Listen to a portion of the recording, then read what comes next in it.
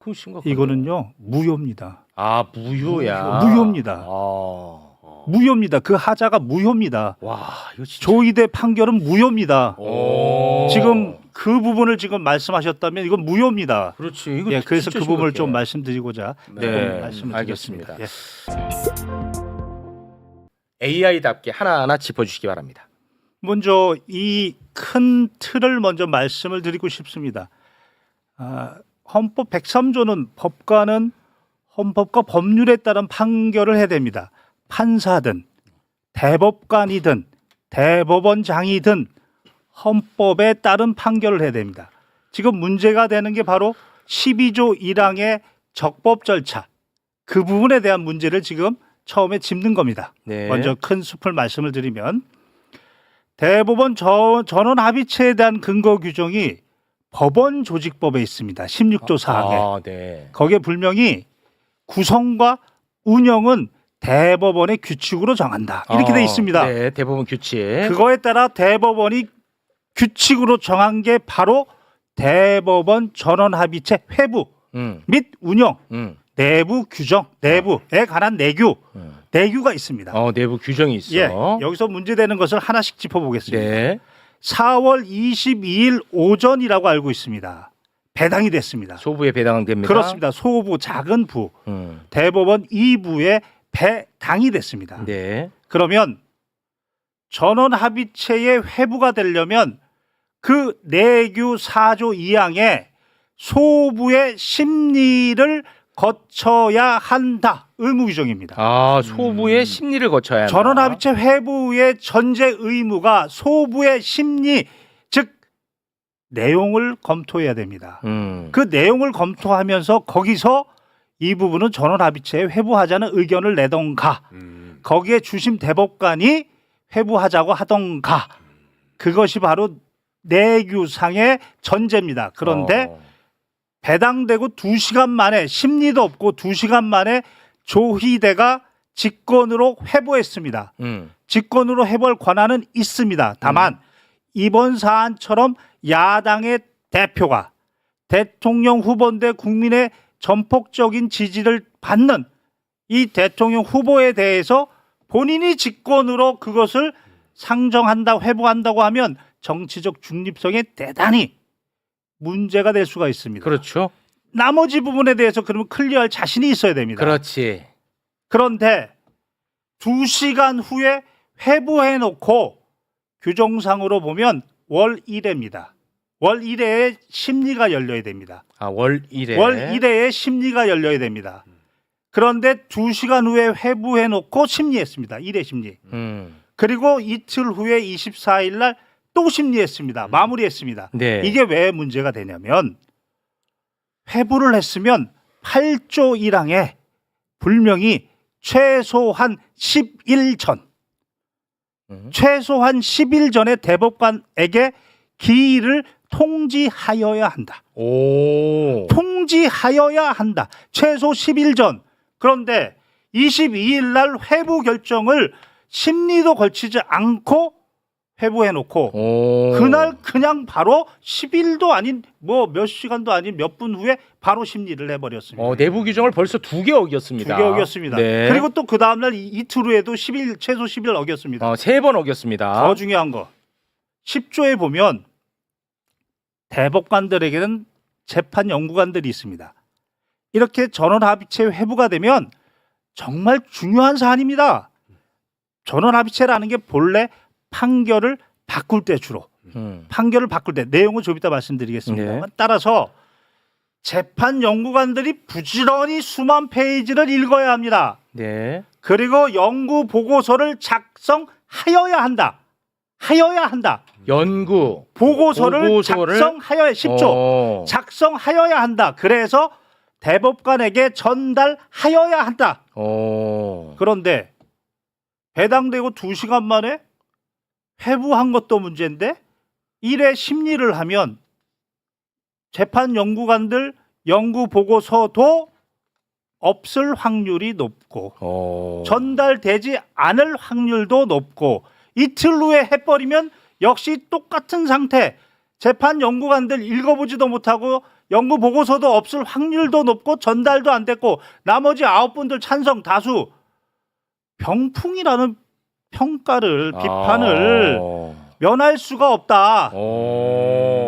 이게 절차적 문제점의 핵심이고 굉장히 중요한 핵심이네. 헌법 12조 1항의 이 적법 절차라는 것은 우리 1987년 9차 개헌의 대통령 직선제와 함께 가장 중요한 조문입니다. 이게 실질적 법치주의입니다. 이게 어디서 수입해 왔냐면 수입해 왔습니다. 미국입니다. 미국에서 적법 절차라는 건 뭐냐면 그 어떤 공직자도 신뢰하지 않는다는 겁니다. 권한은 고이면 썩는다는 겁니다. 마음대로 하지 마라. 임의대로 하지 마라. 듀입니다. 듀 프로세스. 영어 잘 못합니다. 듀 프로세스. 적당하게 해라. 네 마음대로 하지 마라. 임의대로 하지 마라. 조이대가 지 마음대로 했습니다. 와, 지금 뭐 몇몇 댓글을 쓰시는 분 가운데 그거 뭐 근거가 있냐? 몇 번을 말씀드리니까 대법 내부 규정에 하여야 한다. 의무 규정으로 되어 있다는 겁니다. 다시 한번 말씀을 드리면 풀네임이 대법원 전원합의체 회부 및 운영에 관한 내규. 아, 됐다. 이거 깔끔하다. 요거는. 대법원장도 지켜야 되는 내규. 아, 좋습니다. 요건 절차상 문제가 그냥 우리가 뭐 상식선에서 문제가 있다는 게 아닙니다. 자꾸만 지금 이게 뭐가 상식적으로 말이 되냐고 하는데 그렇게 하면 안 돼. 이것은 명확하게 대법원의 내부 규정을 어긴 절차적 문제가 있는 겁니다. 아, 요 깔끔하다. 그러니까요. 됐다. 네. 한 말씀만 더 드리겠습니다. 네. 지규현 판사도 구속 취소 결정 내릴 때 절차적으로 대등 재판부에서 바꿔서 후배들로 바꿨다라는 객관적인 사실이 존재합니다. 네. 그때의 구속 취소를 일방적으로 하지 않았느냐라는 비판이 가능합니다. 네네네. 그러면 내규에 따라서 소부 심리 거쳐야 되고 그리고 한 달 후에 기일 지정해야 되고 재판 연구관들이 보고서를 내야 하고 그러면 이 연구관들은 바로 자신들의 전원합의체 판결인 2019도 13328 헌법재판소 결정 2018 헌바 233 반드시 볼 수밖에 없고 네. 그거에 따르면 항소심 판결이 맞습니다.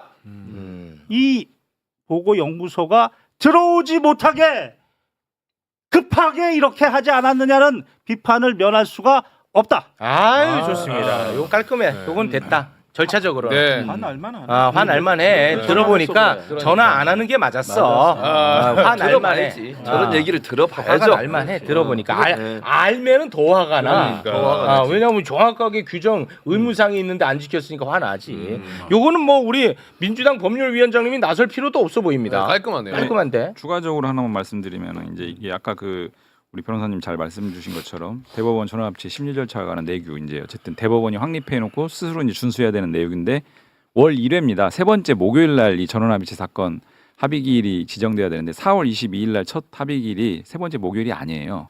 그냥 마음대로 지정한 거예요. 아, 그래요? 그리고 그냥 하루 건너서 또 했잖아요. 월 1회인데 그것도 무시하고. 와. 그러니까 저희가 이제 주목해야 될 게 왜 이 시점에 이렇게 모든 규정들을 다 무시하고 이렇게 하는 거냐.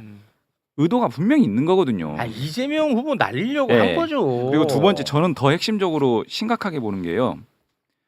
원래 재판이라고 하는 것은 법원 전체가 하는 것 같지만 사실은 각각 부여된 재판부에서 해당 법관들이 하는 겁니다. 이건 무슨 말이냐면 각 사건에 대해서는 법원 전체가 다 달라들어서 볼 수 있는 권한이 없어요. 심리할 수 있는 권한도 없고 당연히 판결을 선고할 수 있는 권한도 없어요.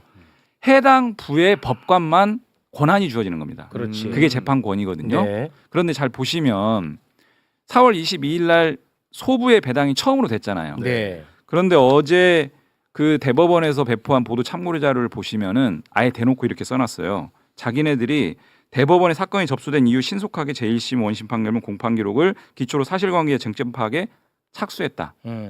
대놓고 이렇게 써놨어요. 그러니까 잘 생각해 보시면 아까 이제 앵커께서 말씀하시는 하루 이틀 만에 6만 쪽, 7만 쪽 다 봤다라고 했잖아요. 네. 또는 우리 이제 국회나 밖에서는 뭐 9일 동안 봤다라고 하잖아요. 9일 동안 이거 다 보려면요 6초에 한 쪽씩 봐야 됩니다. 저희가 계산해 보니까 6초에 한 쪽씩 불가능해요. 근데 하루 이틀 만에 보면 뭐 1초에 한 쪽, 그거 줄여야 됩니다. 1, 2초에 한 쪽씩 봐야 되는데 9일로 늘리지 불가능하잖아요. 마세요. 근데 이 사람들이 사실은 그 전부터 다 기록을 열람하고 연구하고 심증을 형성해 나가고 그렇게 했다라고 저는 봅니다. 만약에 그렇게 된다면 굉장히 사건이 심각해지는 거 아니에요? 그래서 제가 이 문제를 계속 지적하는데요. 예. 소부에 배당되기 전에 재판권이 아직 누구에게 주어지지 않았어요. 그렇지. 그런 상황 하에서 전체 대법관이 기록 검토를 쭉 하고 각자의 심증을 형성해서 4월 20일 날 만나서 자 의견 어떻게 됩니까? 취합해요. 여기서 안 모여졌어. 하루 건너서 24일 날 이제 됐죠?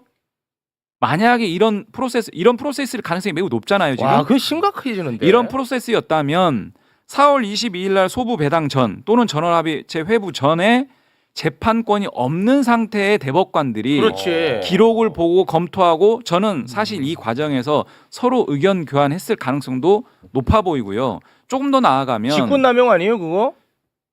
조희대 대법원장이 과연 이런 부분들과 관련해서 사전 조율이 없었을까? 그리고 만약에 의견을 일정하게 좀 타진하고 각이 나왔다라고 해서 소부 배당하고 바로 전원합의체 회부했다라고 한다면 네. 굉장히 심각한 그건 일이에요. 사법농단이죠. 사법농단의 한 100배쯤 예, 됩니다. 이거는. 사법농단이지. 그러니까 재판권 없는 자들에 의한 재판이라고 와, 규정될 수 있고 평가될 수 있는 부분이라서 가능성 굉장히 높은 저는 얘기야. 법사위에서요 이 부분 반드시 봐야 이거는 됩니다. 법원 행정처장만 불러서 될 문제는 아니고요. 네. 법원 행정처 내에 재판 연구관이라든지 관계자들 불러서 그렇지. 증인으로 소환해서 이 내부적 프로세스가 어떻게 됐는지를 분명하게 밝혀야 돼요. 그렇지. 연구 보고서 아, 작성하는 이거 심각해. 희대의 사건입니다. 희대의 희대의 사건. 사건이야, 진짜. 이거 진짜. 그래서 제가 어제는 직자적으로 명백한 정치 판결이다라고만 규정했는데 재판 권한 없는 자들의 이 사건에 관여한 사법농단 한 100배쯤 되는 사법농단. 알겠습니다. 네. 네. 자, 역시 전문가시라 네. 정말 대단한 견해십니다. 제가 조금 한 말씀 좀 거들고 싶어서 거듭입니다. 보충 네. 의견입니다. 네. 항상 주체, 내용, 절차, 형식이 법에 맞아야 됩니다. 근데 그 중에 주체, 권한, 재판 권한이 없는데 재판을 했다. 사전부터 했다. 그거 심각해. 이거는요 무효입니다. 무효야. 무효입니다. 무효입니다. 그 하자가 무효입니다. 와, 이거 진짜. 조희대 판결은 무효입니다. 오. 지금 그 부분을 지금 말씀하셨다면 이건 무효입니다. 그렇지. 이거 예, 그래서 진짜 그 부분을 심각해. 좀 말씀드리고자 네, 말씀을 알겠습니다. 드렸습니다. 예.